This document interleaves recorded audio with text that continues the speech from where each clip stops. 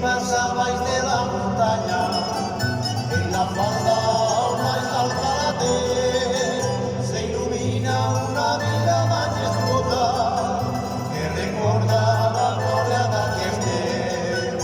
Alfaret i ceramista la poblaven, ja amb els seues por la vila es va fer gran, va portar prosperitat a la comarca, per això li dediquem el nostre cant.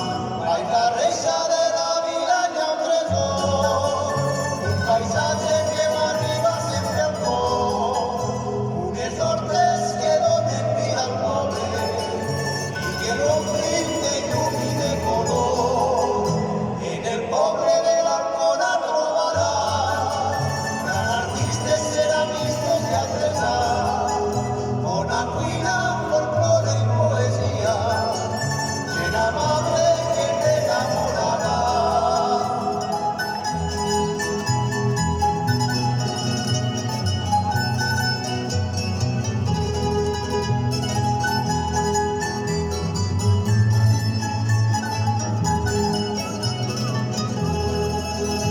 Els costums d'aquella gent treballadora es mantenen fidels al llarg del temps.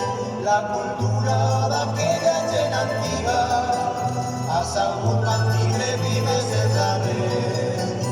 Alfarets i ceramistes la poblaven, i amb el seu esforç la vila es va fer